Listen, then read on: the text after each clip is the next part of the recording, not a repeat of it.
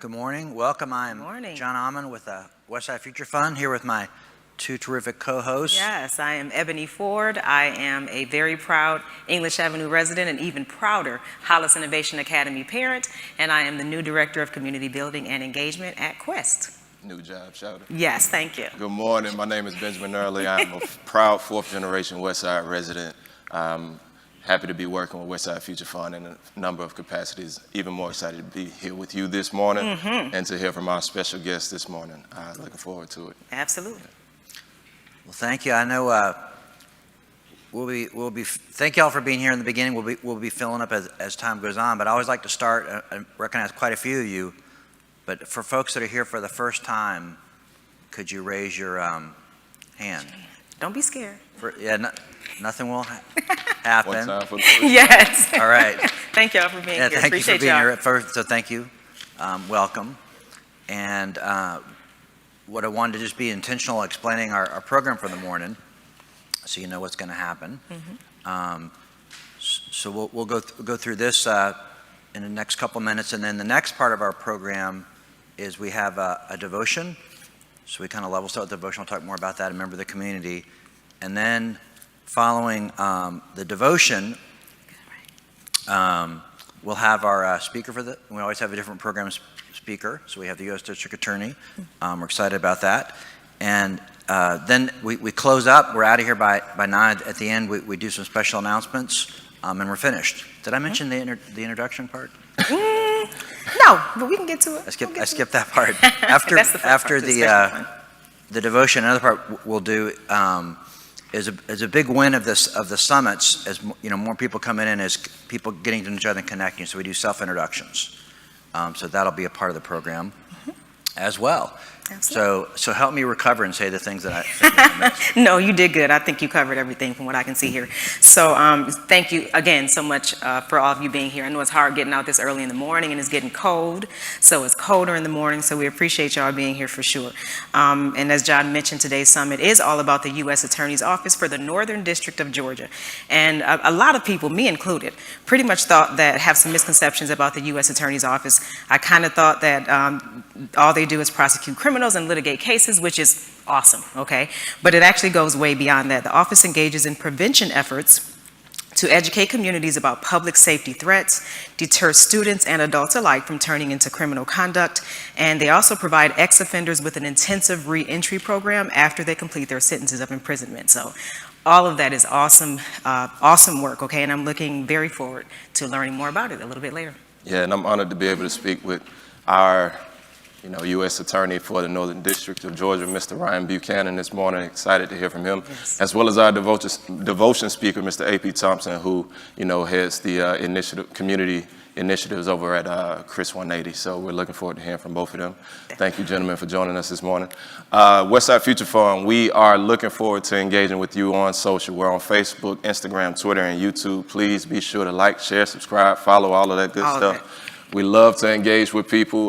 We've been getting a lot of good messages following up from the previous summit with Mayor Andrew Dickens, as well as a lot of folks looking forward to Ride for the West Side, which I'm really excited about. It's coming up on October 22nd, so make sure that you all check that out. Go ahead, get registered, come on out, have a great time with us. It'll be a great opportunity to raise some funds, raise some awareness for preserving affordable housing here on the historic West Side.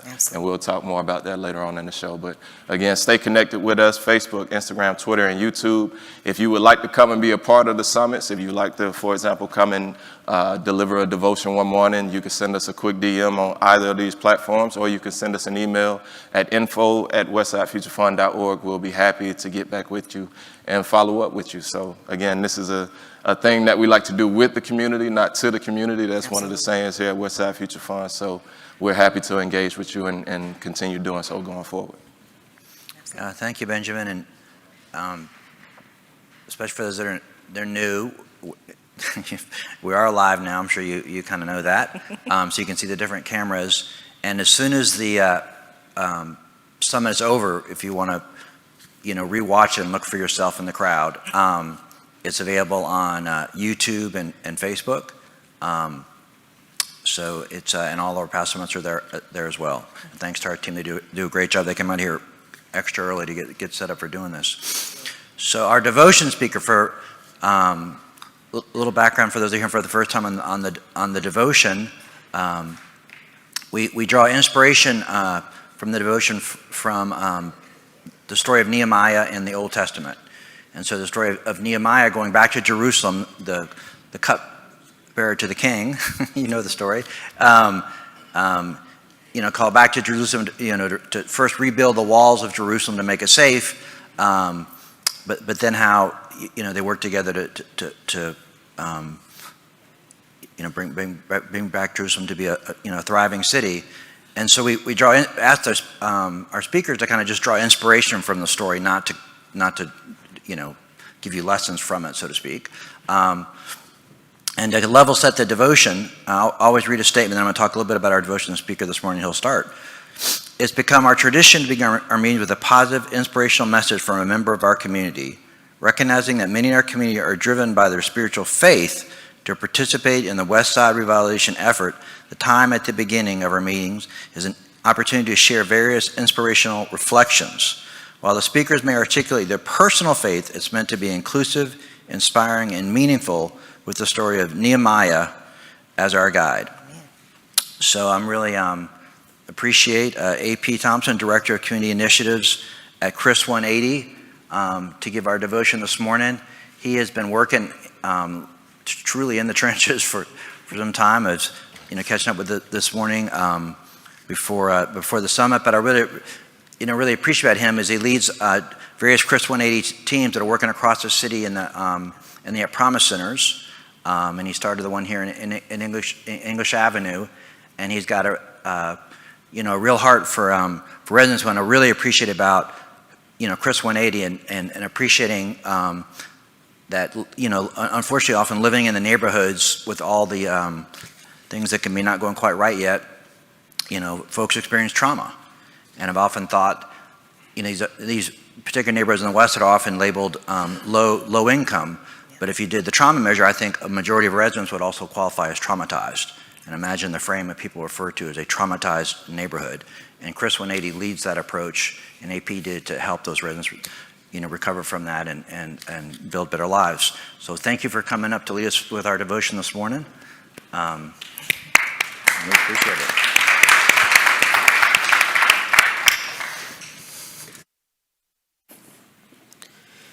Hear my voice, O God, in my prayer, preserve my life from fear of the enemy. So I promised I wouldn't turn it to my grandfather and my great-grandfather, who are all preachers. And when they asked me to do the devotion, I was kind of taken back because I hadn't stood in front of an audience to speak spiritually, but it allows me to share my ritual, what I do in the mornings, with you. And I always start with that song. My grandmother always read Psalms, and I know that in this day and age, I wanted to kind of like just give you some things that I think are very prevalent, right? In what we deal with in our communities, in society, what's going on in the city. So I would start with saying, be confident in who you are. I know the book of Nehemiah, but last week I had some things happen, and a friend of mine sent me this, and I wanted to share this with you all because it is very prevalent. And what's really interesting about it is that he felt that I needed it.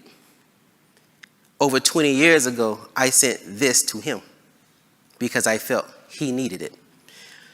So my devotion to you is going to come from 1 Samuel 17, verse 40. He picked up 5 smooth stones from a stream and put them into his shepherd's bag. Then, armed with his shepherd's staff and sling, he started across the valley to fight the Philistine. Today's word I give you is, when David went out to face Goliath, he didn't have any protective armor. His only weapon was his slingshot. King Saul had good intentions when he tried to get David to wear his armor and use his word, but Saul's armor didn't fit David, and it would have weighed him down and hindered him. That's because what God has given other people is not going to work for you. Don't try to be like somebody else. I wish I had their talent, their looks, their personality. Sometimes in this room, their funding. Right? What they have wasn't designed for you. You are unique. You are one of a kind. The creator of the universe has custom made you.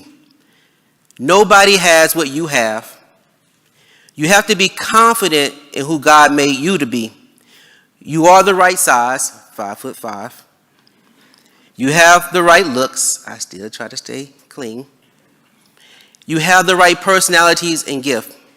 You have exactly what you need for where you are. However insignificant your sling and 5 stones may seem, they're more than enough for a Goliath. So what I challenge you in the work that we do, believe in who you are and what you bring to the table and how we work together. Don't look at the next partner saying, well, they have more funding or they have the best connections. What is it about you that fits into this puzzle and piece to do the work that we need to do, to bring our communities together the way that we need to? It's very important. Sometimes we fail to recognize what God has given us, our own armor to go out there. I challenge you to find out, what is your Goliath? What is your Goliath? What are your challenges? Is it trying to be innovative in your process of helping the youth of the world?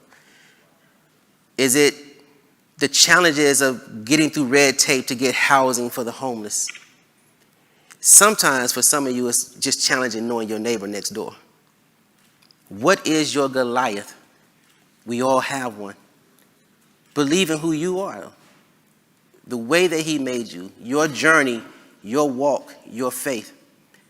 When you know who you are and you believe in who you are, and your neighbor, say neighbor, I just wanted to do that just because I was up here, and they believe in who they are, like Nehemiah talks about how we work together, you bring your strength together. You're now not a one-man army, but you bring your peace to that battlefield to face your Goliath. And then your neighbor get the next neighbor, and so forth. We do work as a team. It only becomes successful when you are confident in who you are and not trying to compete with the next person because of their armor.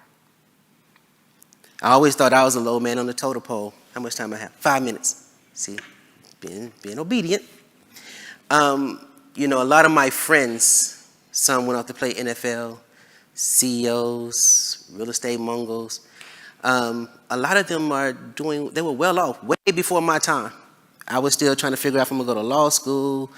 I was just trying to figure me out, But it's a natural thing to compare to your friends that are excelling. You're like, why am I still here? They had different Goliaths than I had. This week, my best friend celebrated his 50th birthday, and I share this with you. And my childhood friends came up. And I said to a buddy of mine that came, I said, at this table is 7 millionaires. And you wouldn't have known it. They're all my friends. At least 7 millionaires. And I felt good because I was confident in who I am. My walk, my journey. And theirs was rough too. We all came from the streets of Memphis. Me, South Memphis. I stayed and we just talked about our journey in life. And it reflected back to this. When I was younger, I compared myself to my boy who was a football star. My other one, every time I see the pyramid of Memphis, know that's his work and how well they was doing. Sorry, that's my alarm because normally I'm getting turning my cold pillow over at this time. But I realized how confident I am. I understood the armor that God gave me in my walk, in my journey. And it hasn't always been easy to even get to this particular spot.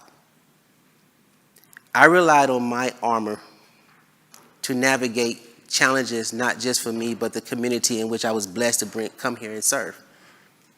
English Avenue, Vine City area, right? There were challenges. I had many Goliaths, but I was confident in the armor that God gave me. You too can be confident in the armor that God has blessed you with. So I leave you with that. How many of you have some Goliath you're thinking about right now? It's not always a person. It can be a thing. It can be internal, right? Believe in your armor. Believe in what God has blessed you with. And I will stop there.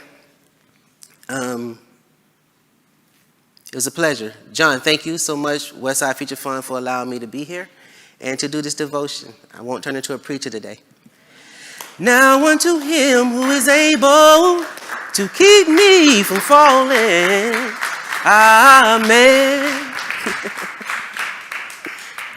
Thank you, sir.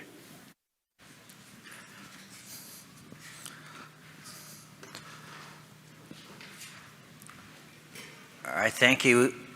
We could give him a kind of another round to thank him for.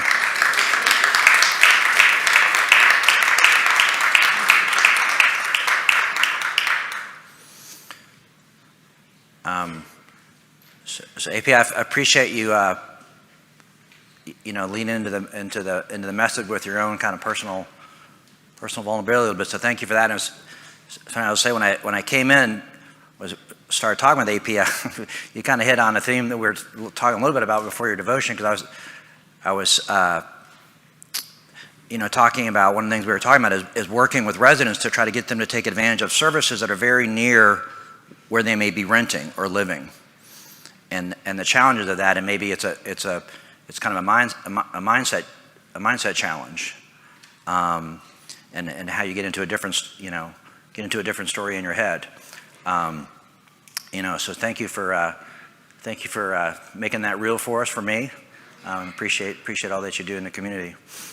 All right, so for the next part, we'd like to take this time to get to know, especially for those that are new. I've been doing these summits now for over 6 years, and certainly one of the biggest things I love to see is hearing about people that made a connection from the summit and then something happened. Kind of in service of, a greater Westside, something happening, whatever that something may be.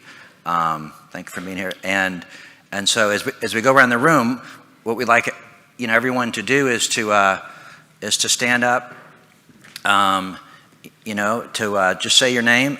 You want to hold the mic kind of close because it picks up better, and then say your name, where you're from, and whatever affiliation that you want to give, your neighborhood or where you work, and then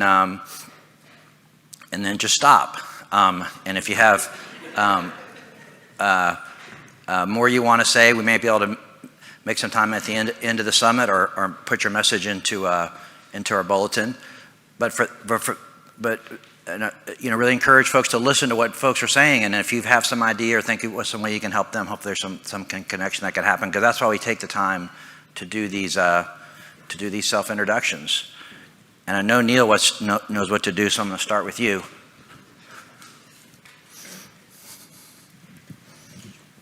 Good morning. I'm Neil Shorthouse with Partners in Change, free life coaches to battle your Goliaths.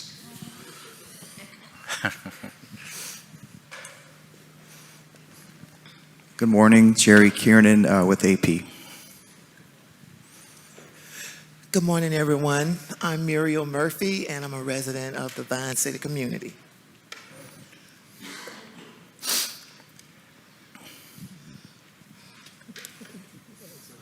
Good morning, everyone. I'm Hattie Pollard, the oldest resident of Vine City. All right, thank you, Ms. Pollard. Rogers Williams, Icon Filmworks.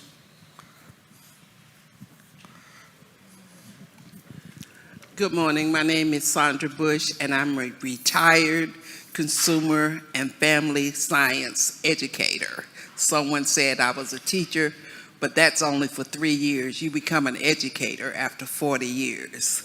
And I reside in Booker T. Washington community. Thank you. Good morning. My name is Dwight Eubanks. I am a historian. I'm from Atlanta. I grew up in the English Avenue area, and my family has invested for over, right at 100 years. Thank you. Good morning. My name is Myrna Clayton. I'm founder and executive director of Showability, works with performing artists on the disability spectrum, and I live in West Atlanta. Oh, Tracy. Good morning, everyone. I'm Tracy Bates. I'm a resident of English Avenue, president of the English Avenue Neighborhood Association, president of the Historic Westside Cultural Arts Council, and board member of Historic Westside Gardens. Good morning, everyone. I'm Brandon Sherwood, and I'm a financial analyst at Baker Tilly. Good morning. I'm Craig Galanos. No real affiliation, but I used to be with Veterans Empowerment Organization, Fountain of Hope, and St. John the Wonder Workers Emergency Feeding Program. Thank you.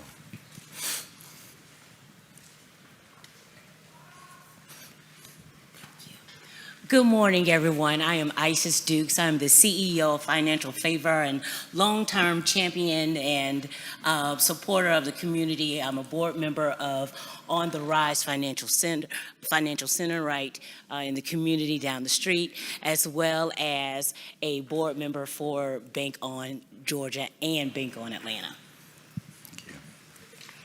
Good morning, everybody. I'm Sean Watwood, Senior Manager over at the Home Depot Backyard at Mercedes-Benz Stadium.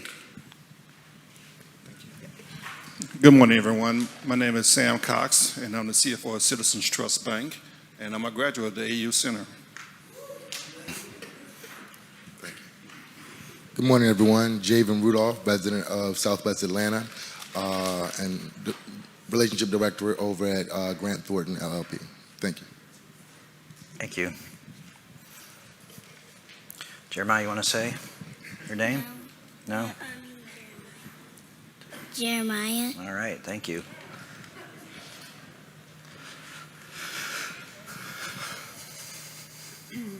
Good morning, Nicole Jones, Westside Future Fund. Good morning, Ashley Collier, Westside Future Fund. Hey, good morning, Charles Ford, Westside Future Fund. Hello, everyone. Rachel Carey, Westside Future Fund. Lee Harp, Westside Future Fund. Good morning, Marnie Pittman, Westside Future Fund. Good morning, Natasha Anderson, Westside Future Fund. Good morning, Raquel Hudson, Westside Future Fund. Good morning, Louis Anderson, Westside Future Fund. All right, if y'all play in the program, but you met the entire team of Westside Future Fund, our housing, development, and finance team. So y'all, thanks for being here. Good morning, James Hammond with Icon Filmworks. Good morning, I'm Tassama Haskins with TMPAV. Good morning, David Herring, TMPAV. Good morning, Misty Kelly, TMPAV. Good morning, Theron Buchanan, the AV. Good morning, David Herring III, TMPAV. Jamel Evans, TMPAV. Good morning, Charles Merriweather, Goodwill.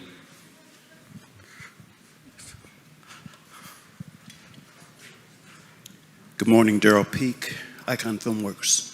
Thank you.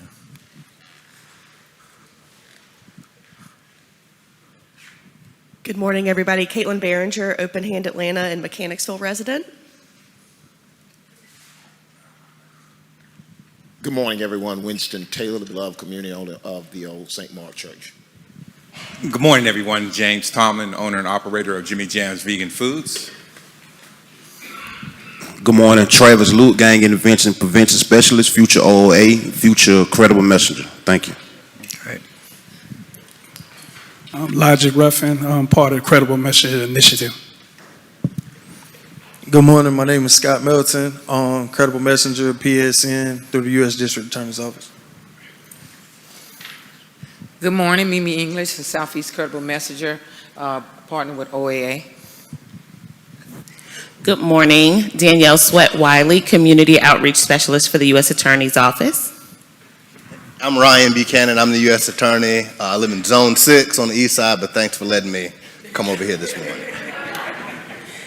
Aparicio Thompson, Director of Community Initiatives for Chris 180. Elijah Randall, ERAM Media. All right, thank y'all. I know some folks may have come in. And then when I came in, all right, thank you. They definitely want you to introduce yourself. Good morning. My name is Takesia Shields, Miss TK in the community. I'm also a Southeastern Credible Messenger, and my organization is Mothers Against Gang Violence. Oh, super. Thank you. All right. Did anyone else? Well, congratulate yourselves for doing that. Thank you. Hope, as you heard, I learned some new groups this morning, so thank you for being here. Ways to connect and support one another. So thanks for taking the time to do that. And I'll turn it back to my co-host. Thank you. Yes, thank you. Yeah, we also have a few folks tuned in online, so thank you to everybody who's watching right now and everybody who's dropped their name right now. I'm just going to give a few quick shout outs to a few people watching right now. Dr. Candy Tate, I see you watching on Facebook. Appreciate you. Mother Moore, as always, we love you. We appreciate you. Thank you for tuning in. We've got Michelle Alexander. Thank you. Jania Billingsley. Thank you. Our District 4 Congressman Byron Amos. Thank you for tuning in, brother. Good seeing you the other day. Miss Patricia Lee. Thank you for tuning in. And who else we got? Cassandra Kirk, as always, we appreciate you for tuning in. Again, we're on Facebook, Instagram, Twitter, YouTube. Folks, we love engaging with you. It's a great way to share the information that's here at the summits and all of the opportunities that we have to give back to the historic West Side. So please engage with us. We'll be happy to stay in touch with you and stay engaged with you. Again, it's as easy as sending us a quick little DM, or you can send us an email at info@westsidefuturefund.org. We'll be happy to follow up with you. And again, we love to get more people from the community to be able to participate in these summits. It's a wonderful thing to be able to network with all of the different people, including folks like Mr. Buchanan here, who, brother, we forgive you for living on the east side. It's okay. But it's also a great opportunity, for people within the community to get to know some of these other stakeholders. So thank you again for everybody that's tuning in. We look forward to seeing you next time. Absolutely, yes. And let's get on into some information here. So for those of you who are new to Westside Future Fund, our mission here is to create a community that Dr. King would be proud to call home. Okay, so that is our mission, and we do that with the help of our board of directors.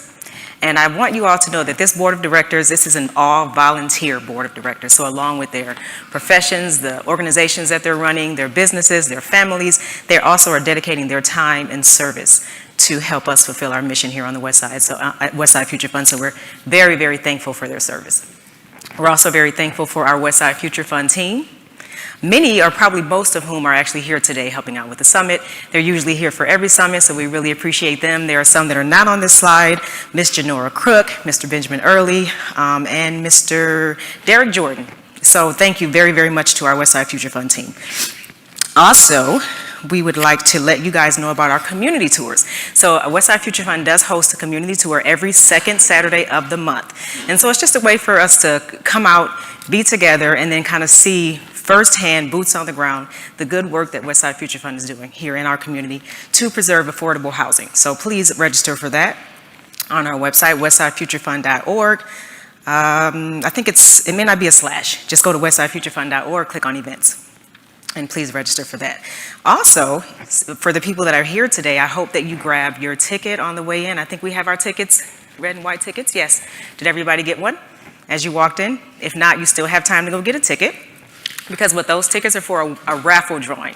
So we are giving away a Home Depot gift card today. We're also giving away a Goodwill of North Georgia gift card. But you definitely have to get your tickets in order to be entered into that drawing, okay? So if you have not gotten your ticket, please go back right to the front, the first table.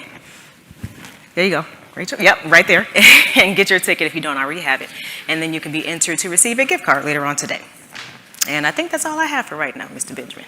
Yeah, also, again, we're trying to go as paperless as possible here. So we usually have our printed out bulletins, but instead of printing those out, we have QR codes in the back. You can also scan that to get today's bulletin with all of the information that we're covering here today. And again, I just want to, hit on the West Side tours, because it's a great opportunity to see the scale of what West Side Future Fund is doing here. As a legacy resident, it's a beautiful thing to see so much investment going into preserving affordable housing for people like me, like my family, folks who are rooted here in the West Side. So to be able to, come out to one of those tours, it's a great, great opportunity to see up close and personal, just how much work, how much effort, and how many resources are going into actually preserving affordable housing here on the West Side. And that's a very important thing because, as we all know, Yes. affordable housing is more than just affordable housing. It's also, more money in your pocket for Affordable living. education, more money in your pocket to start a business, to, further your health care and all of that good stuff. So please come on out, take a tour, and, we'll be looking forward to seeing you out here. That being said, I know we have the Ride for the West Side that's also Yes, we coming up do. on October 22nd. Yes, we certainly do. So the Ride for the West Side, this is the first Ride for the West Side that Westside Future Fund is hosting. And it may sound, like it's just a community event, which it actually is, but it is a lot more than that, okay? Don't let the name fool you. So the West Side, Ride for the West Side is I don't have the notes in front of me, but I think it's an 11K timed race. So it has like 3 different components. 11K timed race. I will not be a part of that one, okay? So I have registered. I will be there, but I will not be a part of that. I think there is a 5K, like a marathon, like a sprint. Not a sprint, because that would be too long. But that one is also a pre-qualifier for the Peachtree Road race, which of course is huge. So everybody that's a part of any cycling clubs, any walking clubs, any running clubs, please go ahead and register. We want to see y'all show up. And that is on, again, October 22nd. Yep. It is from 8 to 12. Come out with us, enjoy a beautiful fall morning. Again, take a good look, boots on the ground, and see exactly the work that Westside Future Fund is doing. It's going to be beautiful. There's going to be some fun. There's going to be some games. There's going to be some networking. And go ahead and register, westsidefuturefund.org. And there is a / after that one, Ride for Westside. Yeah. All right? And again, you don't have to ride. You can ride. It is an option. You can run. That is an option. But it's also a great family Yes, event. it is. So There's there'll a be a walking walking tour. Yes. Yeah, That's the one I'll be a part of. Right. Yeah. So it's something that's great for the kids. It's great for the elderly. Whatever strata of experience you're in this, human experience that we're all sharing, you can come on out and have a great time. It'll be a great affair. So we're looking forward to seeing you. Yes, Where do we start? Good question. Where are we going to start? Actually, I can't tell you that. I don't want to lie to you. So we actually will have the routes on our website soon. So you just look forward to that. And I'm pretty sure we'll get to that at the next summit. So we'll let you all know for sure. But thank you. Great question. All right. Well, folks, without further ado, we're going to go ahead and get going. We've got our special guest, U.S. Attorney for the Northern District of Georgia, Mr. Ryan Buchanan, who will be joining me on stage. And we appreciate you for coming out this morning, brother. We're going to grab a few chairs. We ain't going to have you just standing up. We appreciate it. I know you was looking kind of concerned for a second there. I ain't going to do you like that. Can't do you like that. All right. So how y'all feeling, man? Let me just take the pulse in the room right now. I know it's early. All right. All right. And big shout out to Chick-fil-A. They always provide complimentary breakfast here at the summits. And shout out to Dan, Kathy. Thank you for everything that you're doing to invest in the West Side with Chick-fil-A. And we appreciate all of our stakeholders here this morning, as well as those who couldn't be here this morning, but they always pitching in. It's a collective effort to rebuild our community in a great way. So we look forward to continuing to do that. Mr. Ryan Buchanan, thank you so much for joining me this morning. Let's give him a round of applause on his way up. All right, brother. Appreciate you coming out. Yes, sir. All right. And, I want to just start out with something light. So just tell us a little bit more about yourself and your why for, what you do as U.S. Attorney. So a little about me. I'm born and raised in Tuscumbia, Alabama, a small town in rural northwest Alabama. I played football in college at Sanford University. Then went to law school at Vanderbilt. Worked for a judge, worked for a law firm.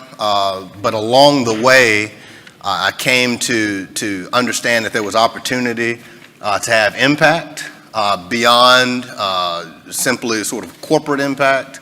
And so I decided to join the Department of Justice in 2010 in Birmingham. Worked there for 3 years, and then my wife and my kids, we moved back to Atlanta in 2013. And I've been with the U.S. Attorney's Office since then. And, can you just talk a bit more about what the U.S. Attorney's Office is? A lot of people don't have the opportunity to really engage with the federal government on that level every day. So talk a bit more about the specifics of what your office does. First of all, a lot of people don't want to engage with the feds. So I come here understanding completely that a lot of people haven't had the opportunity to engage with my office, but I hope that as we talk through some of the different things that the office does, that understanding will increase that we are partners and we want to be engaged. So my office has about 250 people. 100 of those people are prosecutors, assistant U.S. attorneys. We cover the north 46 counties of the state of Georgia, about 7.5 million people. So that's 250 folks trying to promote public safety and to pursue justice for 7.5 million people. And so it's a tall task. And so we are different from a district attorney's office in that we can be a little more selective about our cases because we don't do a lot of garden variety like assaults, aggravated assaults, murders. We don't prosecute a bunch of those. Typically, the things that we are engaged in have a connection to other states. Sometimes it's international. We do broad gang work. We do cyber cases. I spent my time in national security, so we work on those types of cases. And so we've got a lot of territory. It's diverse. It's awesome to be here on the west side of Atlanta. It's not as cool as the east side in Zone 6 where I live.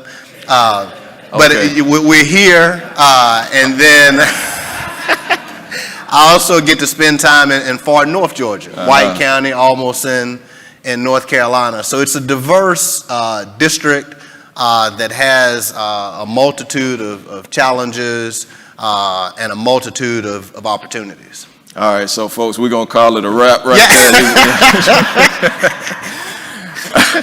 So, let's talk about the West Side. So what initiatives, if any, has your office engaged in on the West Side? What do you have coming up or looking forward to as far as engaging on the West Side? So we've engaged on the West Side for quite some time in various different contexts.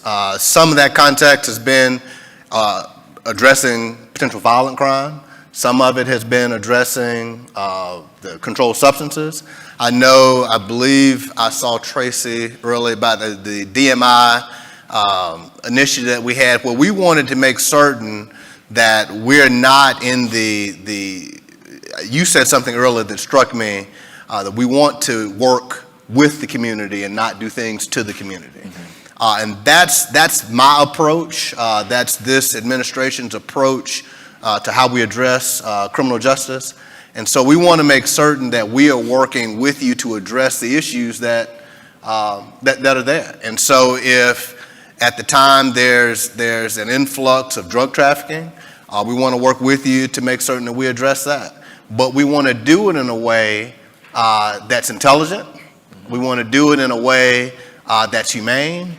And most importantly, we want to do it in a way that's just. And so working with the community, we've done it through our Project Safe Neighborhoods program. We've done it through the DMI, the Drug Market Initiative. We've been here for years, but we want to make certain that as the community develops and as it changes, as the needs of the community change, that we're developing and evolving as well. And so I'm grateful to be here. I've got my team. AP commented earlier that I've got my folks with me. And this Credible Messenger program, I think, is a great example of the work that we're doing that tries to incorporate the views and perspectives of the community. This group of distinguished folks, they are working with youth to hopefully, I'm a prosecutor. I love prosecuting cases. We have too much work to do, so I'm happy to have less to do. And so if we can intervene in the lives of young people ahead of time, before they make some decisions that might impact them down the road, we'll do so. And this group of folks is engaged in that work. Also engaged kind of on the back end for folks who are returning home. And I've spent time with them in various facilities, doing the work, and simply put, the work that they do, it changes lives. And if you change lives, you change communities, and we are more than happy to be engaged in that, and I'm really proud to be able to support this work, to be able to drag folks all around town and brag on them and have them fully understand that they have Department of Justice's support in their endeavors. Round of applause for the team, y'all. Yeah, we the appreciate team the is- work that y'all doing. We know prevention is that's right. We know prevention is a key element in, helping to revitalize the community and make it, a place where everybody can feel safe and everybody can enjoy living. And, that's a great cue up for this video that we have, just talking about the engagement that you do have with the community. Let's go ahead and roll that. They say a smile is priceless. While at God's Farm and FAMU are the major trips of the program, there are smaller yet just as important field trips that happen throughout the summer, such as the trip to the Atlanta Toolbox, volunteering at State Farm Arena, or the Beloved Benefit Concert, a variety of things. Yet this is only a start to spark the mind and keep the souls of our future. There are many sad things that we can focus on, but we're not. We're going to focus on our work that we did this summer and look towards the future with optimism. Let's take a moment. It might seem crazy what I'm about to say. Sunshine, she's here, you can take a break. I'm a hot air balloon that could go to space. With the air, like I don't care, baby, by the way. Because I'm happy. Clap along if you feel like a room without a roof. Because I'm happy. Clap along if you feel like happiness is the truth. Because I'm happy. Clap along if you know what happiness is to you. Because I'm happy. Clap along if you feel like that's what you want to do. Here come bad news talking this and that. Well, give me all you got and don't hold it back. Well, I should probably warn you, I'll be just fine. No offense to you, don't waste your time. Here's why. Because I'm happy. Clap along if you feel like a room without a roof. Because I'm happy. Clap along if you feel like happiness is the truth. Because I'm happy. Clap along if you know what happiness is to you. Because I'm happy. Clap along if you feel like that's what you want to do. Bring me down, can't none bring me down. Your love is too high. Bring me down, can't none bring me down. I said, bring me down, can't none bring me down. Your love is too high. Bring me down, can't none bring me down. I said, clap along if you feel like a room without a roof. Clap along if you feel like happiness is the truth. Because I'm happy. Clap along if you know what happiness is to you. Because I'm happy. Clap along if you feel like that's what you want to do. Because I'm happy. Clap along if you feel like a room without a roof. Because I'm happy. Clap along if you feel like happiness is the truth. Because I'm happy. Clap along if you know what happiness is to you. Because I'm happy. Clap along if you feel like that's what you want to do. Bring me down, can't none bring me down. Your love is too high. Bring me down, can't none bring me down. I said, clap along if you feel like a room without a roof. Clap along if you feel like happiness is the truth. Because I'm happy. Clap along if you know what happiness is to you. Hey, hey, hey. Clap along if you feel like that's what you want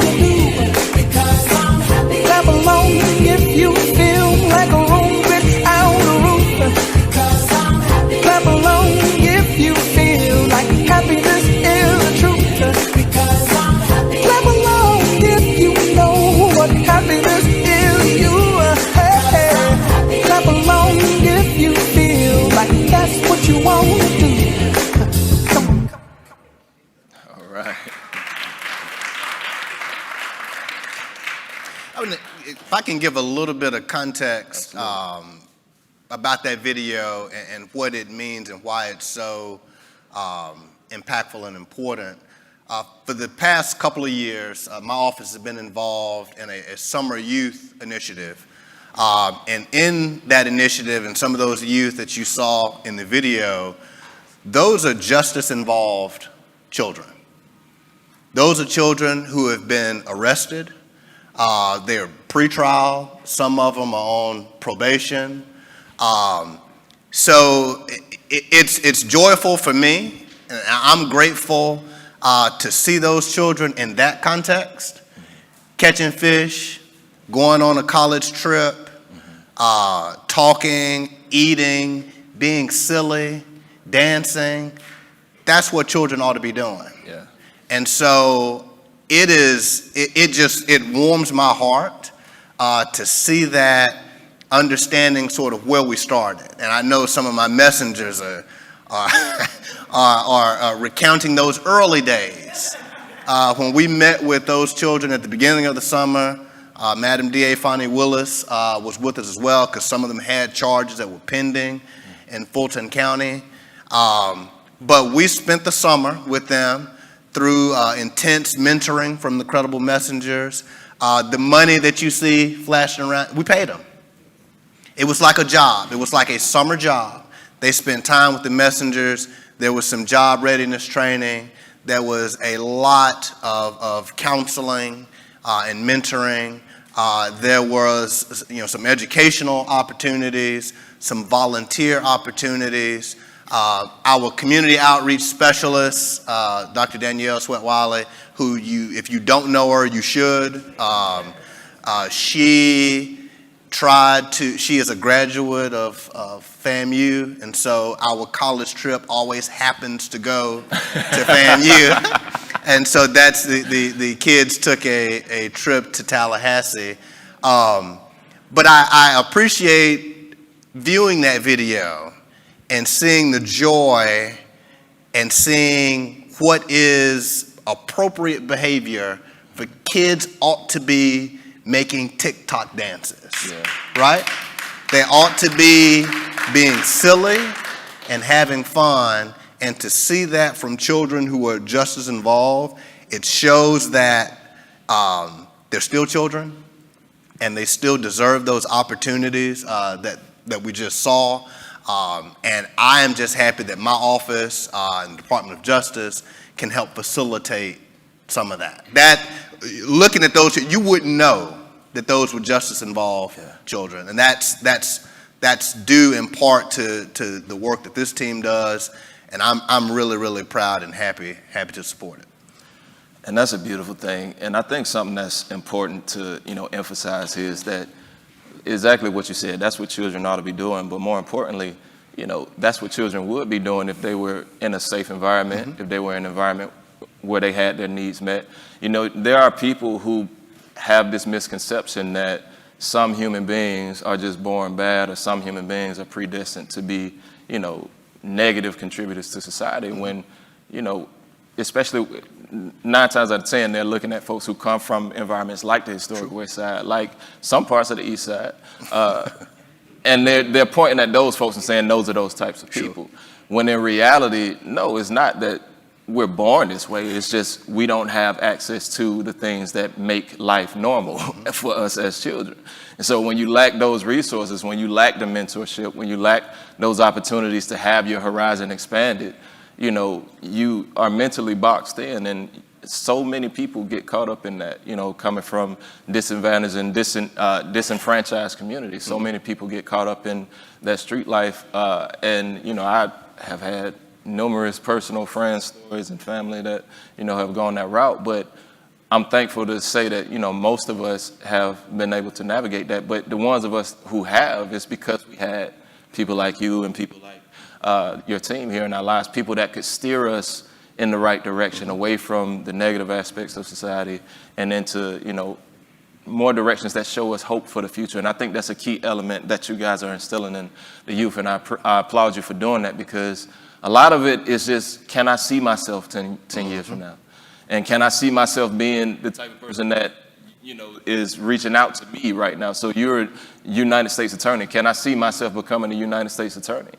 And so I applaud all of you again for the incredible, important work that you're doing, because it goes a long way. It really does go a long way. So thank you again. One more round of applause for the team. And I do want to open the floor up to questions from the audience if anybody has a question for the U.S. Attorney. We got one right here? Okay.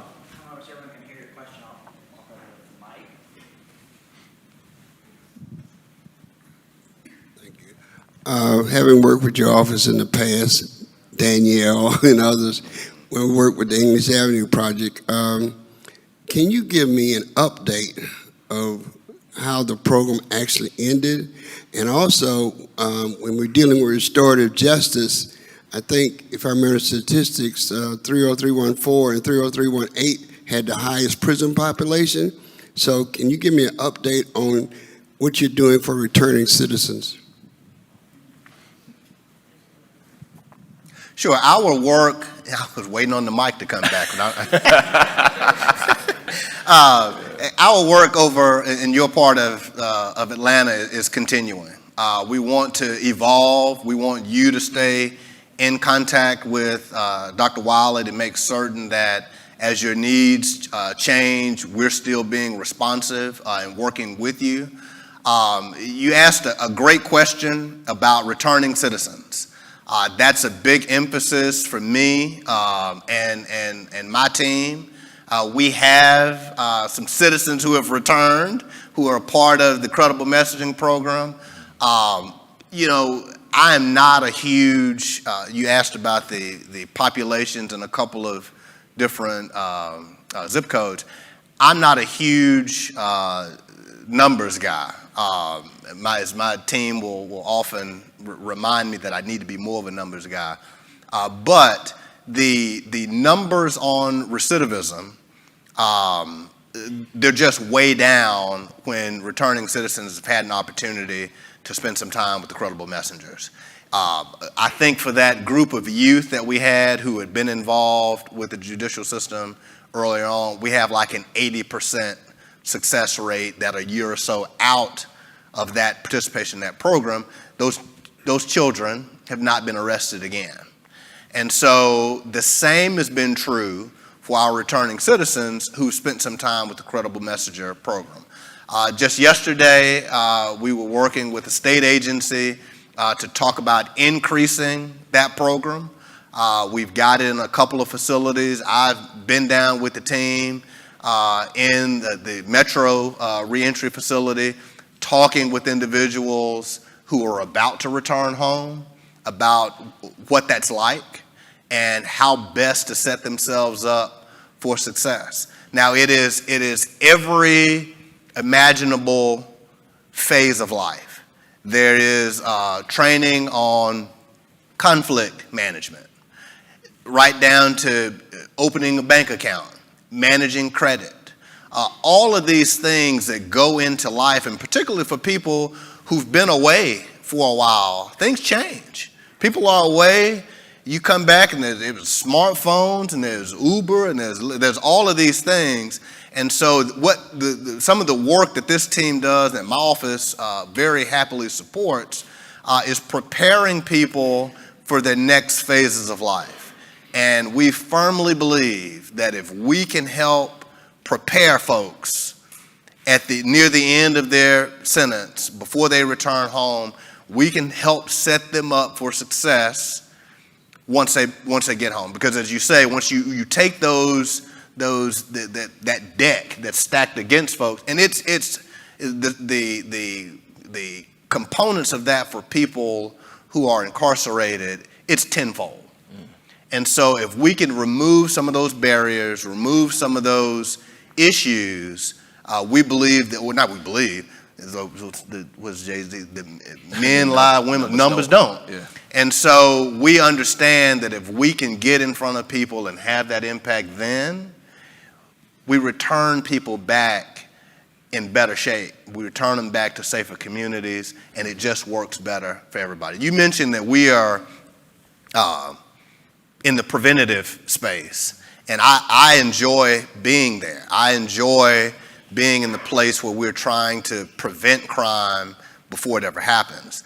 But it's also, I'd be remiss if I didn't say a part of my job to keep people safe and to remove those negative influences. Yeah. You know, I spent 5 years of my life that I won't get back on a large national gang RICO case. And what we found in that case, an example after example, was that there were older, influential people who were corrupting and pushing youth to get involved in particular criminal activity. Mm-hmm. And so we worked to prosecute that leadership. Mm-hmm. There were people older than us, 50s, who were interacting with 16 and 17-year-olds and encouraging violence. Mm-hmm. And so where my office, we can be strategic to both remove those negative influences from the community and also inject positive influence in the community. That's the sweet spot of where we can be impactful and hopefully have some impact that's lasting, that's positive, and that, as you mentioned earlier, which I really like, I'm gonna steal it, is working with the community and not working to or toward it. Thank you for that question, sir. Absolutely.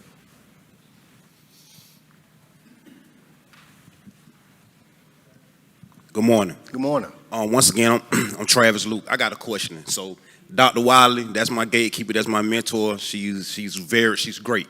But I also understand that Dr. Wiley has a lot going on herself. Mm-hmm. So for a person like me that been in federal prison, state prison, juvenile, been in and out of jail my whole life, but I'm looking to do right, how do I work directly with the Department of Justice if I can't get in touch with Dr. Wiley to walk me in there by my hand the way she been doing lately? Mm-hmm. How do I get in to make a difference? We're going to continue to nurture. We're going to continue to uplift you.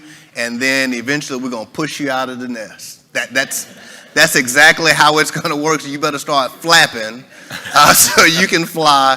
Because I understand, Danielle, if I could subject her to like a bizarre science experiment and clone her, I would.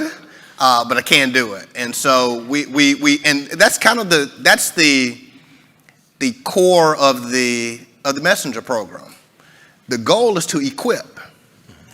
We want to equip folks, even as in the messenger program, to be able to push people to be self-sufficient. Now we will have and will always have a network. There was always a community. There's always support. But our goal is to equip you and pushing you out of the nest and pushing those who are returning home back into the community with a new level of self-sufficiency, a new level of perspective, a new outlook, and hopefully new opportunity.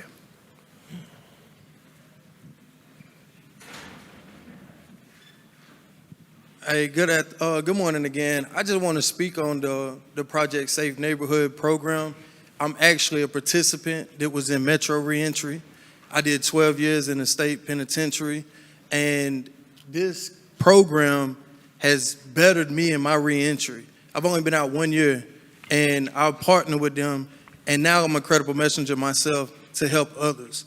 And thanks to my mentor, Mr. Ruffin, I will be going back into a facility hopefully next week to work as a forensic peer mentor to help individuals with mental health and substance abuse history. Thank you, U.S. District Attorney, Mr. Ryan Buchanan. And from the family perspective, my name is Miss TK, and I'm a mother. So with a lot of our individuals, we also need the support from our family, our mentors, our grandparents, because not only do we want to educate I don't want to say family member or team members or loved ones from returning, but we want to educate the families to make sure that they have the resources that they need to return coming home. I currently have a son that's incarcerated, sentenced to 20 years. He's been in there 17. He turned 22. And so I have been working with the credible messengers since he was sentenced. And so what I did was I allowed the department to educate me to be able to come back and bring that education to the community, because sometimes we do not trust the justice system. And I wanted to be able to show that you can trust the justice system just like you trust your pastor, you trust yourself. And the only thing you have to do is make it work for you. So we do have a family support coordinator that we bring in to be able to help the family. So I just want to say thank you for allowing the families who have been impacted, the siblings who have been impacted, to be educated as well. Thank you. All right. And good morning. Once this team gets going, And just good morning. turn them My name loose. is, Mimi English, and I am also a family engagement specialist. I also work with the families of youth and returning citizens. I also had a son incarcerated for 10 years in the criminal justice system. And I want to let the families know that you can dream again. You know, to go into these communities to let them know that the dreams you had earlier, that you can revive those dreams and you can become bigger and better and move forward and become a part of our community, Westside Works, you know, that we're available. All of us as a partnership, as a collaboration, you know, a selfless service. So I know that we all can connect together, that we can help the families, the youth, and build a better community. You know, I would like to hit on something that's specific to the, well, not specific, but it definitely includes the West Side, which is, you know, when you talk about equity and when you talk about justice for all, you know, nobody in this room is a stranger to the fact that, you know, Black and brown communities suffer from being over-policed. We suffer from, you know, a lot of disproportionate consequences for our actions where, you know, in, say, a predominantly white community, with the same crimes taking place, you don't necessarily have the same sentencing, you don't have the same charges being brought. So when you have cases, you know, where this is at play, what is sort of your reaction to, you know, instances where youth or people who are, you know, for example, first-time offenders or low-level offenders or whatnot, what is your general reaction to those types of cases, you know, in a world where we know that Black people tend to be over-prosecuted when it comes to stuff like that? Sure. Yeah. It piggybacks on a comment that was made about trust. I understand that there are certain communities. I agree with what you said. Yeah, I'm not going to sit here and say that, oh no, people are not over policed. Like, no, there's this history there that is factual, and so I come to this job with that context. I understand that. I know that particular places have not had a fair interaction with law enforcement and the criminal justice system, full stop. And so the question then becomes, what do we do about it? And I think that the video that we watched earlier, where you see these kids being silly, you see them fishing, what you see is their humanity. Yeah. And I think that it's my job right now to build my team full of people who have the perspective to see the humanity in every case that comes across our desk. And if I can build out a team that understands what you mentioned earlier, the context of neighborhoods, where people are from, who understands what was mentioned earlier, the trauma sustained in certain neighborhoods, and then understand wholly what happened. And once you do that and you're seeing people as human beings, then the prosecution of what they've done, it takes a humane approach. In my family, my dad's twin brother spent some time in federal prison. I have other relatives who spent time in prison. My dad has another brother, my uncle, who was a victim of violent crime and murder. And so having that full perspective of everything that's involved in the community from both sides, people who are justice involved, people who are victims of violent crime, understanding what it's like to grow up and live in particular neighborhoods, that's how we get to a much more humane view of folks and a much more just sense of prosecution. So it is important for me, for this administration, this department, to have people involved in the process who can provide that perspective. And so, whereas we talk about people trusting law enforcement, I've got people who were formally involved who can say, hey, Ryan, think about this, or this is what's important, this is what you should do. I try to avail myself to the community to hear what's going on so that so that we make informed decisions about how we attempt to prosecute cases. Our mission is not to prosecute as much as we can. I have two goals: promote the public safety, keep people safe, and also to seek the fair administration of justice, right? And so that involves all of us and hearing everything about what's going on in the community. And so I'm thankful for you. I'm thankful for the communities who engage with us. We'll continue to keep doing it, but that's the way. And I'll make a plug for this. Apply. Come work with us. There are lots of folks who understand or want to be involved in criminal justice reform. The best way to do that is to be involved in it. I tell law students, you can be involved as a criminal defense lawyer, and there may be times, at some point in your career where you may get an acquittal. But if you're involved as a prosecutor, you can make those decisions on the front end that impact whether or not someone is ever even charged. And so I want to break down this mystique that we're bad folks. We're not. We want to be partners. I understand the context and the history, but we do want to be engaged on the front end, and we do want as much neighborhood and community participation and engagement as we can get. Good morning. My name is.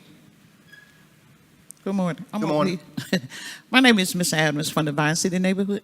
I think Project Safe Neighborhood has been around for a minute. I used to follow them years ago. Now, the film that you showed is the children that has committed a crime.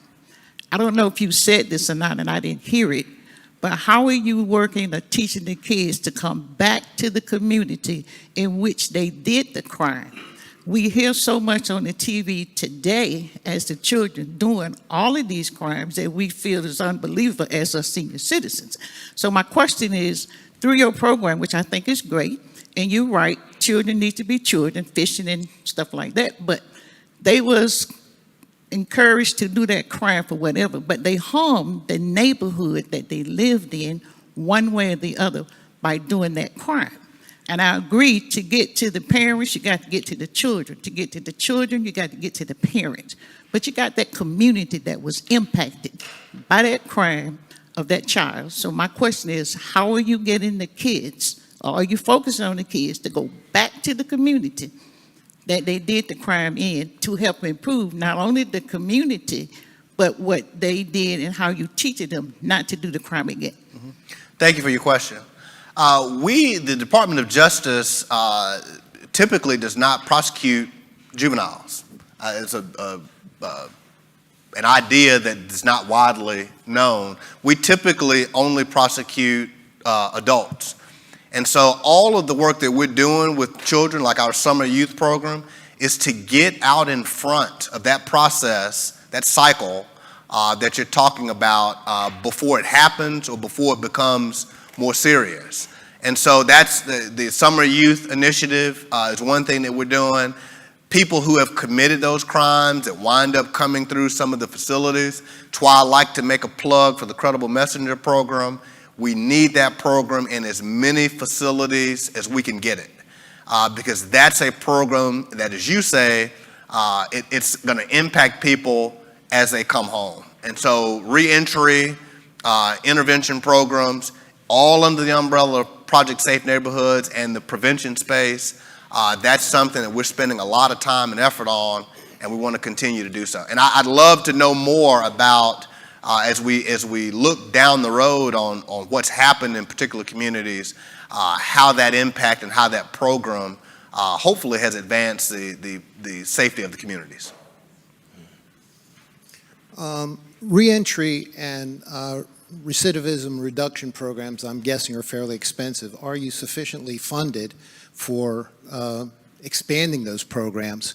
And also, I wanted to know a little bit about any partnerships you might have with Department of Labor and bonding and, getting people back to work. I mean, I think that's a big part of, trying to reduce recidivism.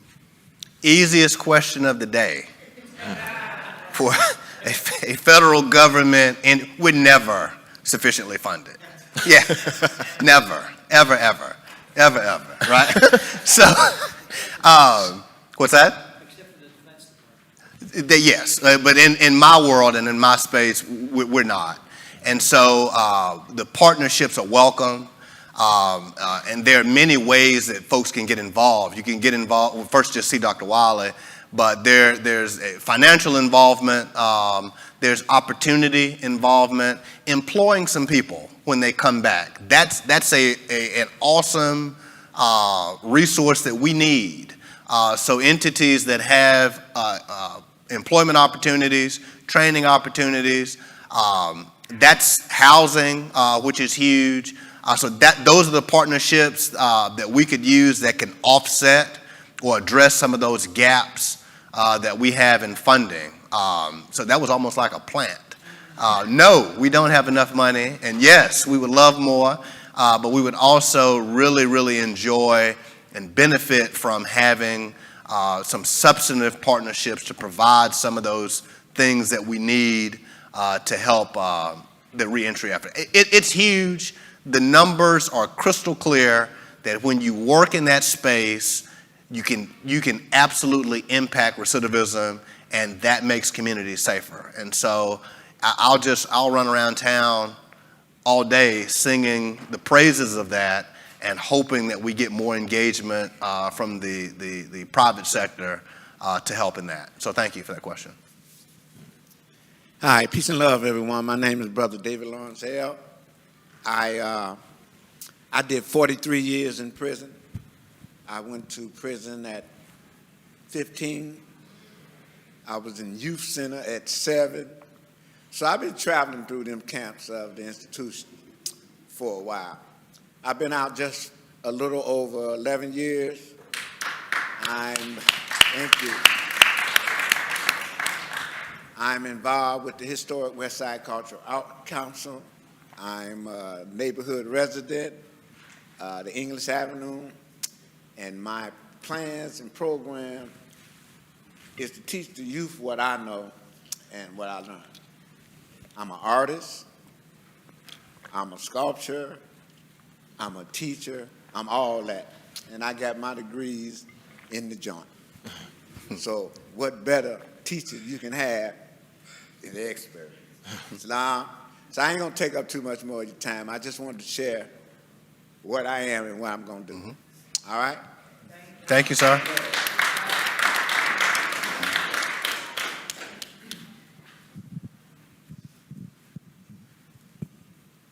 Good morning. My name is Omar Howard. I'm one of the Southeast Credible Messengers. And I kind of lead and coordinate the youth program. And I just wanted to ensure,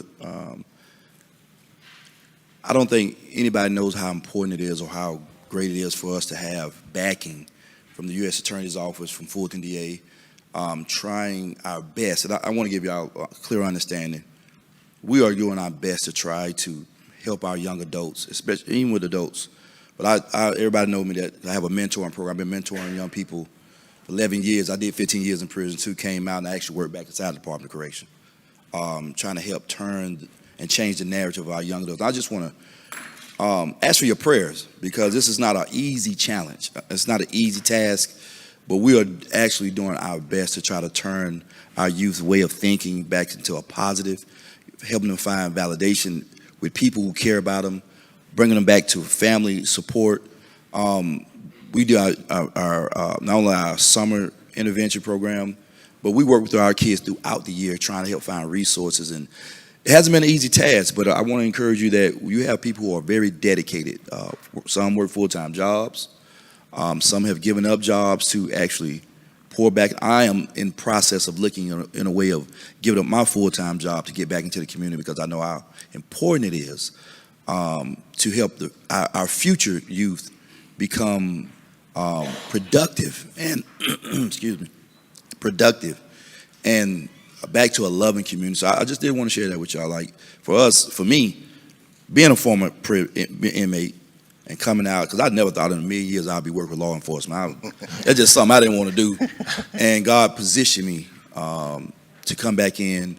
I even got a pardon. And I was locked up for murder and armed robbery. And the state of Georgia gave me a pardon. I came back in a chaplain capacity. They never hired nobody on with the Department of Correction while they was on parole to come back inside of an institution, the same institution that I actually paroled out of. So opportunities are changing, and now you have administrations who are believing in us. And when somebody believes in us, that give us more passion to serve.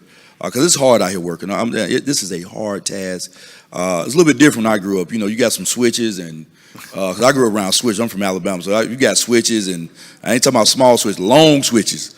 You kind of tighten up a little bit, but now like it's a little bit different challenge.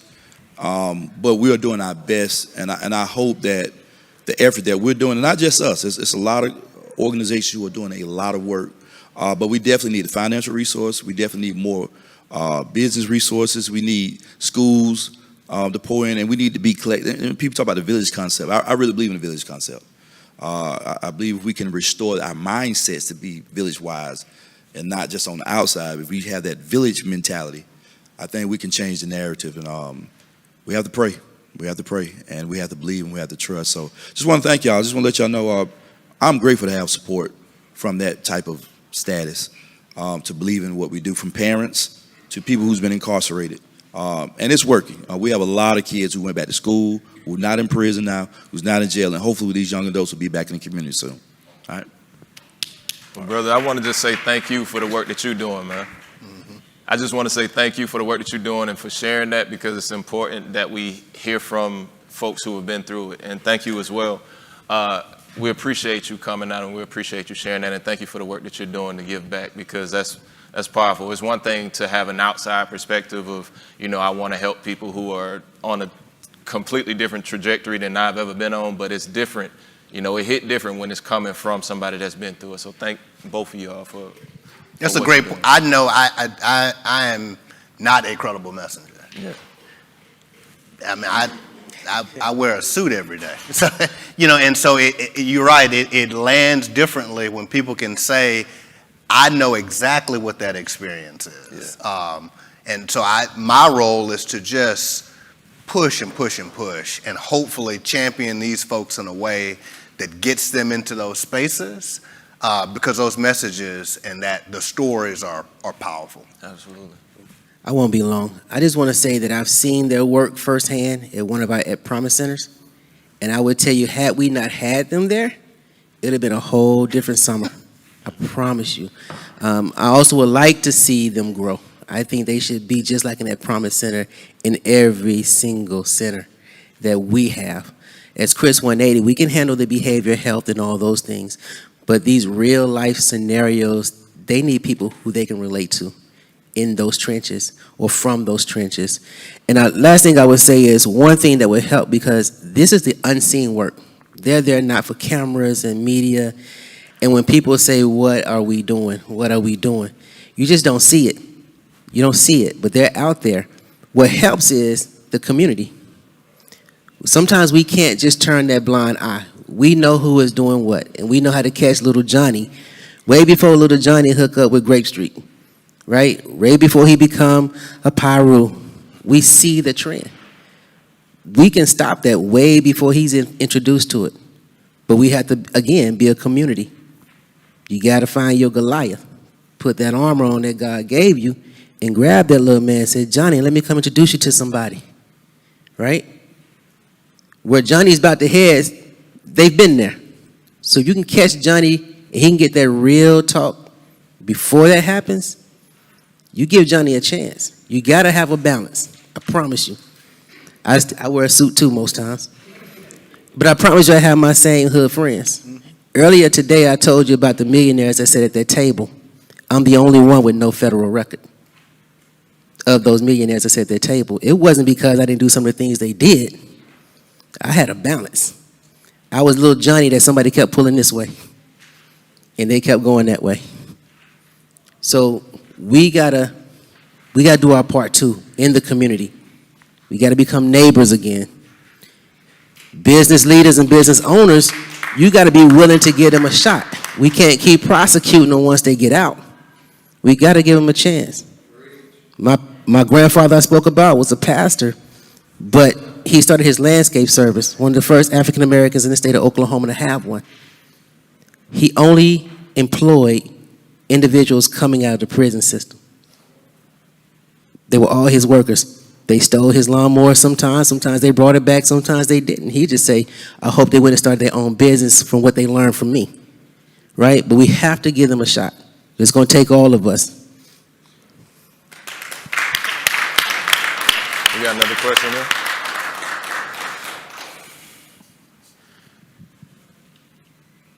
Thank you.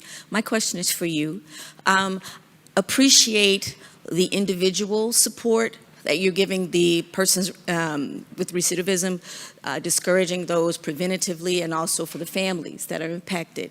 But the young lady back in the back asked a question, and I really would like to hear, because as a community member who's not been affected directly in that capacity, the community is still impacted. And so what can your department do to support the community in terms of welcoming back? Because the community is not going through all of the training and all of the things. And so while community, as you reference, is giving them opportunity, they've still been affected. And so what can your department do to support the affected community so that the community can change too? The community can be recidivized too. Because the community, the broader community, is impacted. So I'm just curious as to what your department can do to that. It's a great question that shows some real insight on how the whole process works. So you're correct. There is a crime that occurs. There's some trauma. There's a victim or a community or a store that has been victimized, has been treated poorly, and then there's someone who's done it. And so I'm happy to have an opportunity and work in an office that the goal is to address everybody. It is to listen and understand our victims and the community leaders, so we understand what's causing some of this crime. And then it's also to set those who have committed those crimes up for a life that doesn't include that going forward. And so step one for us is to listen, which is why I'm here, and to understand what's happening and what's going on. And that way we can best address our limited resources, since I don't have all the funding I want. So that's the first step. And then the second step is to keep in the forefront this community-based approach. As I mentioned, my first job is to promote and advance public safety. So that's my first job, is to find ways to keep communities and neighborhoods safe, and those that are less safe to try to make them more safe as we go. And it takes hearing from you, it takes engaging with you. We'll continue to do that because we understand that even though if I take out those negative influences in the neighborhood through prosecution, I still need to address and support those in the community that have been harmed by that. And so we'll continue to do it. If you have ideas, I'm happy to hear them. I think we got time for one more question from the audience. Yeah, I think we got time for about one more question. Well, two. Thank you.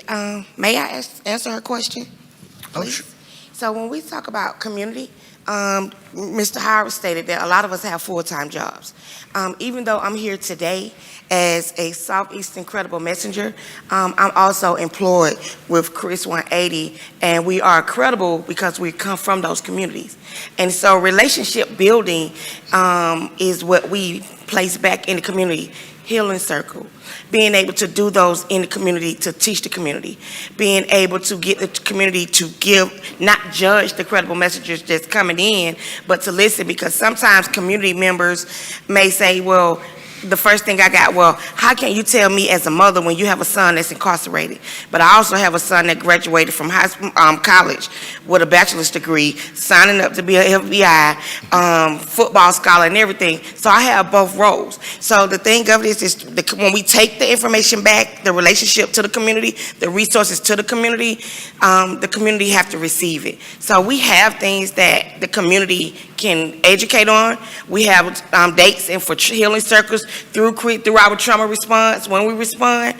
So there are a lot of resources that the community has to have. We put the pub ed, instead of throwing the pub ed away, when we come and canvass the community, read the pub ed, scan the pub ed, and make the pub education is materials that we canvass and we go, yes ma'am, yes ma'am, thank you, and I do apologize. It's materials that we provide for the community members so that they can come back and be educated as well. Sometimes it's like a flyer on your car. You look at it, you throw it away. But sometimes if you read it and read it with understanding the community, then it may give you more access to understand how the community can be involved with other agencies. I just wanted to share that. Thank you. Thank you. How you doing? It looks like we're talking about a three-legged stool, and one of the legs is not mentioned. So we have the person that is doing the crime, and we also have the community that's harmed. And I want to ask you about, is it in your department's realm or wheelhouse to also work with law enforcement officers who are the perpetrators of racism or over-policing, being overly aggressive? And are there programs in which we are trying to not only educate, because I know that there's education and there's sensitivity training, but there's some rogue police officers. There are rogue people in blue that also need to be rehabilitated, to be community citizens. We have a number of police in our area, and we are bringing police into the community. And I try to take it as a champion for the community to help them become citizens or residents of the community prior to being the police in the community. And I was just wondering if you had programs that address that as well. Sure. Community policing works. And I think that it works because when people police, live in the communities where they serve, they see the people of the neighborhoods as human beings. There's that humanity that comes from spending time or becoming neighbors, as AP says, that works. So we understand that works. We don't have necessarily a mechanism to push or support community policing other than giving it our vocal support. In terms of rogue police officers, my office is the office that gets involved in those cases. I had the opportunity with my leadership to set up a public integrity and civil rights section. And that's the work that those prosecutors will do, both on the criminal side and the civil side. So we're engaged in that space. I think that my state partners, Madam DA Fonnie Willis, is engaged in that space. I do believe that the interim police chief of the Atlanta Police Department, Darren Shearbaum, is a willing partner. I think that he is engaged with the community because we want to understand where there are gaps or where there are places in our policing that's ineffective. Ineffective is putting it mildly, but when it goes and breaks the law, we need to address that as well. And so it's my job to set up the structure for that, and hopefully the structure includes a space where we can hear from community members about what's going on so that we can address it. Thank you for that, and I'm happy to hear more if you have specifics that you'd like to share. Thank you for that question. I think tying into what you were just saying and sort of plugging what Westside Future Fund is doing, we have a officer residency program with Westside Future Fund. So for those of you who aren't familiar, Westside Future Fund, its biggest program is Home on the West Side, which provides affordable housing for legacy residents of the historic West Side. But a part of that, a key component of that is also officer housing.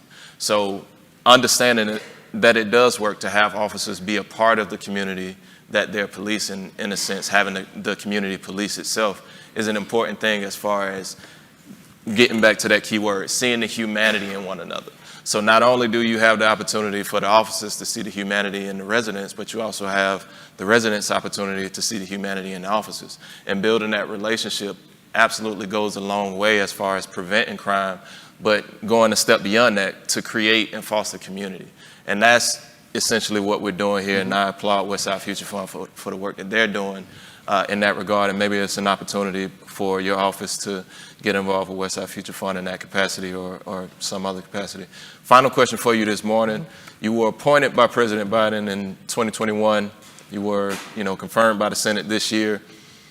Speaking in terms of change of perspective, has there been any type of change in perspective in the way that you go about your day-to-day, coming from the work that you were doing prior to being a U.S. attorney to now? Sure. I get more biscuits now. I've been a career prosecutor for almost a dozen years, and so I worked a little more behind the scenes. Now I have an opportunity to engage with the community. It is so enjoyable.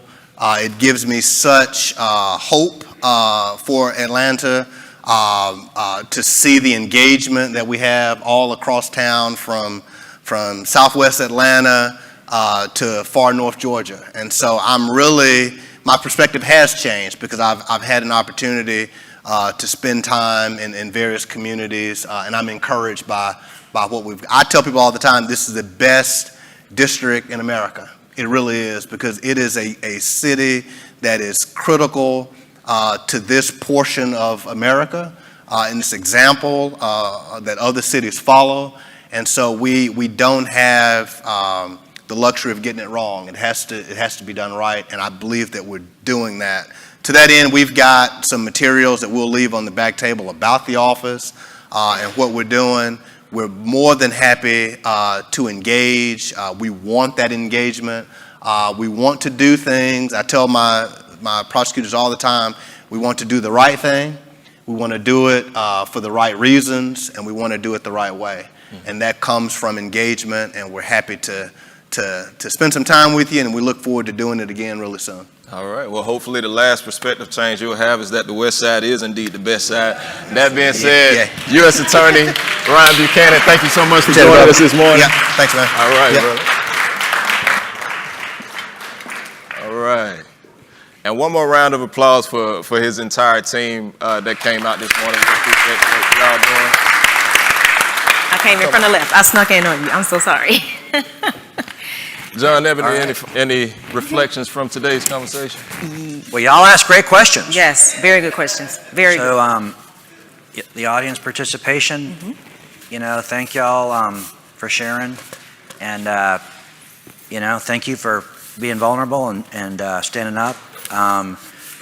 So the questions and the conversation were terrific. I mean, having done a lot of these, the authenticity of the conversation, and clearly you made yourself accessible. Yes.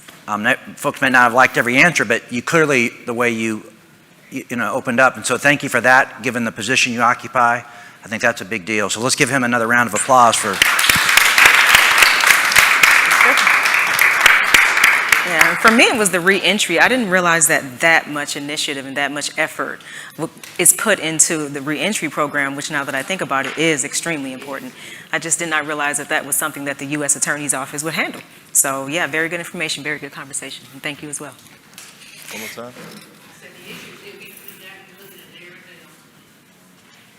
Yes, ma'am. Yes, ma'am. Absolutely. That's true.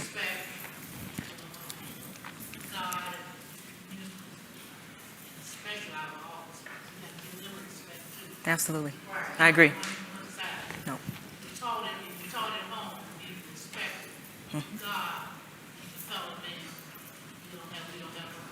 Amen.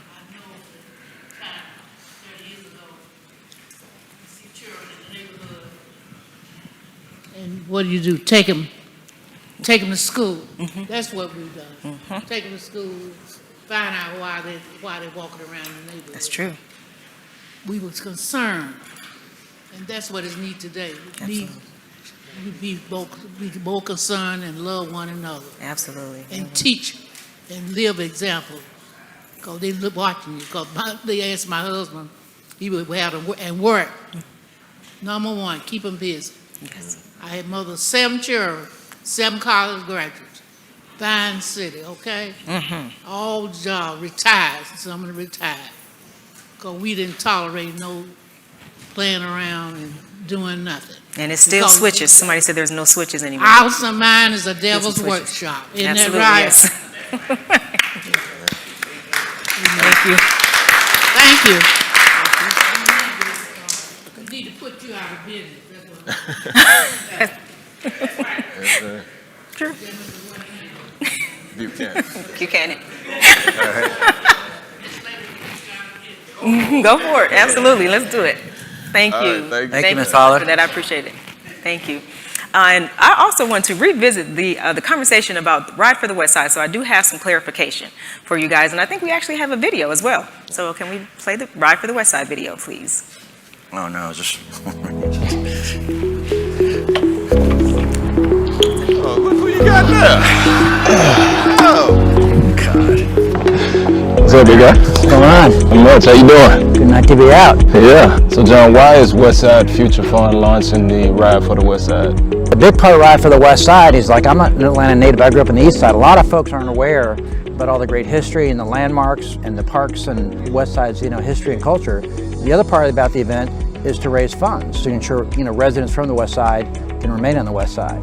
The West Side is rich with legacy and history. A lot of people don't know that, this was actually a place that Dr. Martin Luther King chose to raise his family with Miss Coretta Scott King. As an Atlanta native, I'm inspired to ride around the West Side because of the amazing history of these neighborhoods and the leaders that came out of these neighborhoods. You can ride down Sunset and ride right by the home that Dr. King Coretta bought in 1965 after he won the Nobel Peace Prize. I'm hoping that going forward, this can be a place where not just Dr. King would be proud to call home, but all of our, fellow residents and neighbors can remain here and be able to call this place home. All right, man, well, I'm looking forward to riding with you. Yeah, October 22nd, Ride for the West Side. You can bike, walk, run under the banner Ride for the West Side on October 22nd. All right, brother, looking forward to riding with you. Yes, sir, October 22nd. Yes, sir. Roll out.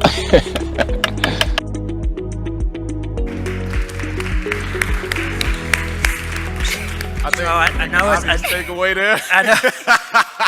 Probably hard for the audience if I ask this question. It's probably very hard to discern in the video who looked like the better athlete. Like, who looks like they're more ready to ride, walk, or run. It's like, right? It's really hard to figure out who might be. Yes. Ready I'm to just step wondering up. why I wasn't No, invited. I guess because y'all know I ain't got no bike. I thought we was together. I thought we was a trio, right? Yeah, it was cute. I like it. Yeah, front and center, John. I cannot wait to see you out there leading I cannot. the pack, man. I cannot.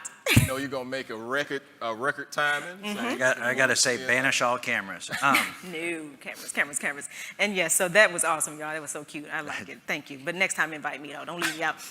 And so We for ought to say, clarification, go ahead. Sonia's partner Chris did that video for us pro bono, so thank you. Yeah, thank Yes, you. Dawson, absolutely. her Yes, partner Chris. absolutely. So it is an 11-mile bike circuit. Okay, I think I said 11K or something. So it's an 11-mile bike ride. It is a 5K timed. It's not a sprint, but it is a timed race. Again, I still won't be a part of it, sprint or time. But I wish I could, maybe next year, okay? The race is a Peachtree Road race qualifier. So again, that's huge, right? So Atlanta cycling clubs, your walking clubs, everybody get together, register, and come on out. And then there will be a family-friendly, self-guided walking tour, again, to highlight the revitalization that Westside Future Fund is doing in our neighborhoods. And I will be doing that with my son, Jeremiah. He's 7, so, he can't keep up, so that's my reason. for the family-friendly tour. And there will be post-race festivities, including music, awards, plenty of fun, volunteer opportunities for companies and individuals. So again, October 27th, 8 to 12, and also someone asked where it's gonna start. So I don't think we have the whole map, but we do know it's gonna start at the Westside Future Fund headquarters, 970 Jefferson Street. So that will be the start. Yep. Absolutely. And yeah, everybody please register, come on out. And this event would not be possible without our very, very generous sponsors, and they are Aaron's, Black Rock, Chick-fil-A, Novelis, the Coca-Cola Company, Georgia Power, the Home Depot, WABE, the APD Urban Planning and Management, Brock Built, Echo Street West, Lucy, NCR, PNC, and Schneider. So very thankful for all of our sponsors for this event. And also, if some of you were tuned into the last summit, I did make the announcement that I have, me and my company, I actually work for Quest Communities, which is also here on the west side in Vine City. New job, shout. Yeah, new job. Thank you, appreciate that. Yeah, so June 27th, thank you, appreciate you. June 27th, I started working as the Director of Community Building and Engagement at Quest. And so me and my CEO, Mr. Leonard Adams, are hosting a podcast, okay? It is called, yes, we can celebrate that, thank you. So like I always say, if you guys are not tired of seeing and hearing from me up here, you can tune into the podcast and see and hear more of me, okay? And I hope that you do. Our website is QuestCDC/ here I go with the slashes, QuestCDC/WISE. And oh yeah, there it is. So, and we actually have we are sponsored by AT&T as well. And I do not want to forget that because we took the idea to AT&T, they liked it, and they're supporting us. So I feel like if AT&T is in support, I feel like everybody else should be as well. So I appreciate y'all in advance, okay? And just, again, keep up with that website. You'll have all the updates, okay? I know we want to move fast, but I know we committed, and we'll go quick. Yes. If you could Ms. stand Tracy up Bates. and Woo! all right.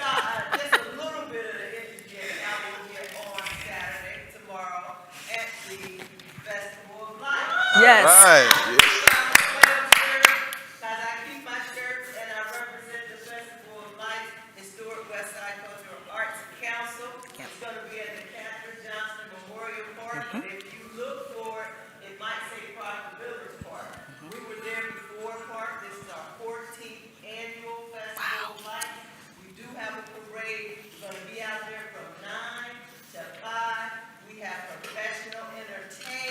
Woo-hoo. We have resources for the community. We just released our press release. I'm taking notes from y'all. I'm giving you a video. Yes. Mm-hmm. For now, everybody in the room is invited to come and be the light. Yes. Right. We are the light, and we are the community. So this is the Festival of Lights. John, thank you so much for the opportunity. Thank you, Ms. Bates. Ms. Tracy Bates, light it up. Thank you. All right. Well, All right. Well, I think maybe a last comment to let y'all take us out, but also our next summit is 2 weeks from today, and we have confirmed we'll have for that summit. The mayor, Dickens, is very committed to focusing on neighborhoods as a unit of change and really focusing city resources and strategies at the neighborhood level. And his lead advisor on that is David Edwards. And one of their focus corridors is the Donnelly-Howell corridor, which obviously would include some of these West Side neighborhoods we're talking about. So he'll be here for our next summit to talk about the mayor's neighborhood strategy, especially how they're thinking about the Donnelly-Howell corridor all the way from basically north side all the way to Chattahoochee. And just wanted to go ahead and put that out there. Absolutely. Yes, definitely. And here's the very exciting part, y'all. It's time for, you got a comment? Yeah, I just want to make a quick announcement. The Fulton County Department of Cultural Affairs event that was scheduled for last Saturday will happen this Saturday at Cook Park. Okay. Oh, great. That's important. Thank you. Thank you so All right, much you for can that. walk to Festival of Light. right. And then head to Right Cook around Park. It's not too far a walk to go down to Cook Park. Absolutely. And go back and forth. All right. Support Thank you. both. Absolutely. Thank you so much for the update. There you go. And so without further ado, and I don't want to breeze past, Home Depot Foundation has given millions of dollars to the revitalization of the West Side, and they're also giving a gift card away today. So without further ado, this is going to be the red ticket, okay? No, they're giving a gift card away today. Not $1 million one, but hey. Wouldn't that be great? Home Depot Foundation, if you're listening. Okay, so the winner for the Home Depot Foundation card for, I think, $25 is 3990650. Don't do that, you almost got me. 3990650, the red ticket. Anybody? Everybody check now, 3990650. I'm getting old, I'm holding that further and further away. 399, am I reading it wrong? Before we get another one? 3990650. All right. You got it right. Okay, now. appreciate you. I still work. Yeah, we'll get another one for Home Depot. Okay, All right, yeah, go ahead. I'll go ahead with the Goodwill of North Georgia. So as we all know, Goodwill of North Georgia is also in the game. They're helping out our communities. So they don't just have cool stores with cool merchandise. The money that you spend there actually goes to put people to work, which is actually their slogan. A lot of people may not know that. So please continue to support Goodwill of North Georgia, and they are giving a gift card away today as well. Winning number for that blue ticket is 130261. Oh, thank you, congratulations. Where's the guy? Oh, it's a picture. Congrats. Which one was that? Oh, good look, there you go. Appreciate you, thank you so much. Can we get a picture really quickly? Can we get a picture now? Okay, you want both? Want to stand right here so we can get a picture? Thank you. Appreciate you. Oh, there you go. Matches your shirt. Thank you. Congratulations. Do we have a new red ticket? You got a new red ticket? Oh, I know that's right. That was good, I liked it. Okay. Oh. So 3990649.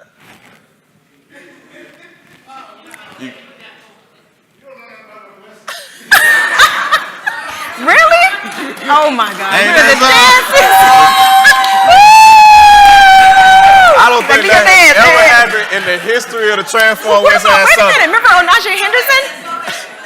There you go, double blessing. Remember Onaje? When he was on the panel and he had to, yeah.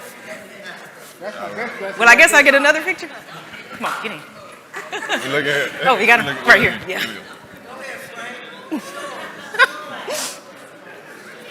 Today's lottery day, right? All right, you might want to play them Thank numbers. you, I know that's right. Okay. Thank you. All right, folks, we'll see y'all again on the 21st. All right, thank Thanks y'all. for coming out. Be safe. That's crazy.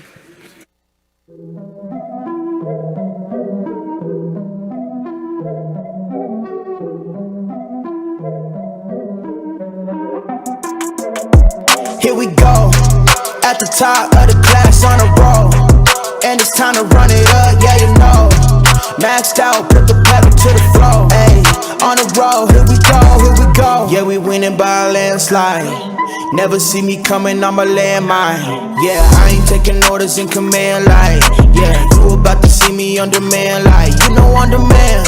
If you ain't know, you about to understand. Yeah, I got the team by my side, right hand. Yeah, take it to a string, you ain't seen it like that. Yeah, and it's the dream, and we coming for the bag. Yeah, and we ain't ever going back now. Future expedited, now we on the fast track now. They won't lend a hand, now they see us on the map now. It's time to act out. Here we go, at the top of the class on a roll, and it's time to run it up, yeah you know. Maxed out, put the pedal to the floor, ayy, on the road.